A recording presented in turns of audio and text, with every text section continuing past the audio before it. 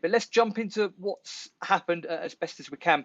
So as we've spoken about on the newsletters, Liberation Days, Trump Liberation Day, liberation this, liberation that, tariff this, tariff that, and it seems as though reciprocal tariffs have been installed across the board. And it seems as though, looking at the numbers, basically at the moment, it's 50% less than what other countries tariff the USA. So, for example, China charges a 67% tariff on most US goods. So, the USA has implemented a 34% tariff on Chinese goods. The European Union, the USA tariff is now 20%, in the UK 10%, Vietnam 46%, Taiwan 32%, Japan 24%, India 26%. There's a whole list that I'm not going to go through every single country. It seems as though it's reciprocal tariffs across the board. Information that I haven't seen yet is where that leaves Mexico, where that leaves Canada. So I don't have that information to hand. Now, looking at the current markets, looking at where things are. So in the space of a couple of minutes, the S&P dropped a couple of 100 points, which wasn't good. This was last night. And in terms of overnight trading, so looking at the current Asian markets, as I like to call them at the moment, we have the major US indices gapped down and are continuing to slowly slide. This is before, I believe, China opens. I'm recording this. And that doesn't bode well for the rest of the Asian markets.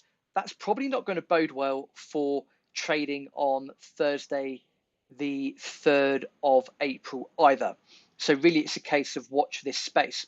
Looking at the FTSE 100 in the UK, that's down as well. The DAX in Germany, that is down as well.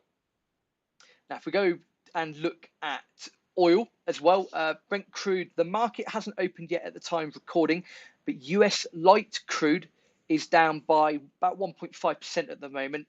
Again, I would expect Brent crude to have a similar impact when it opens. The market's open at, I believe, 8 p.m. Eastern time or 6 o'clock here in Mexico. So again, it's going to be very interesting tomorrow. If we have a look at gold, though, at spot gold, that is, it is up 21 cents. So it's up about 0.7% at the time of recording. Silver gapped down on the open, but at the moment it's about $33.80. It's down by about 0.4%. Now, given uncertainty, economic uncertainty, all of those sorts of things, I would expect gold to probably have a good end to the week.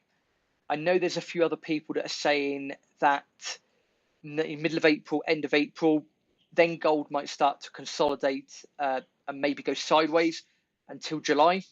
Apparently, July the 4th, between July the 4th and mid to late October, but that's seasonally very good for gold. So maybe from the middle of April, we might see gold tread sideways. It might pull back a little bit, assuming all the rest of the markets stay the same.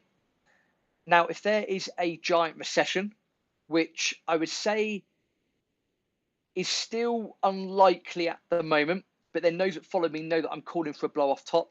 I think that these market movements and what might happen for the rest of this week are going to cause the Fed a lot of issues, and it's going to give them a decision to make. That decision is likely in May going to be to reduce rates.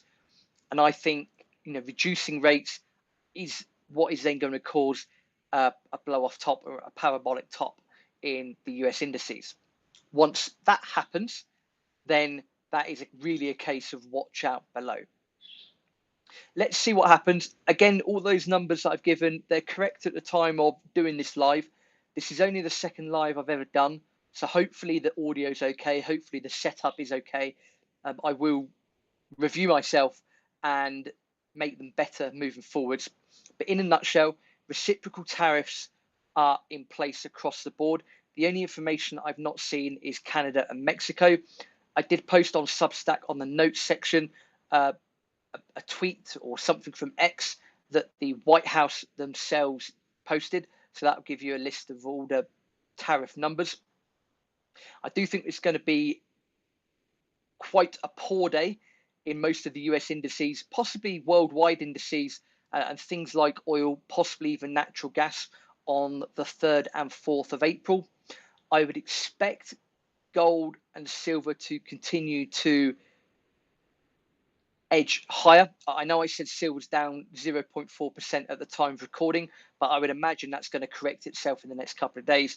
Gold, I imagine, is going to continue to edge higher as well. For those that have never followed the Contrarian Capitalist before, please do go and subscribe on contrariancapitalist.substack.com. Open weekly newsletter, weekly wrap newsletter, monthly wrap as well. I've also started writing more about the history of gold in relation to the world and also the United Kingdom, Great Britain, etc. So I'm in the process of writing some historical educational pieces as well. If you haven't yet checked out the gold and silver ratio and the platinum to gold ratio post that came out today, then please do go ahead and do so. contrariancapitalist.substack.com. If you're out there trading the markets, be careful. It's going to be quite a chaotic day.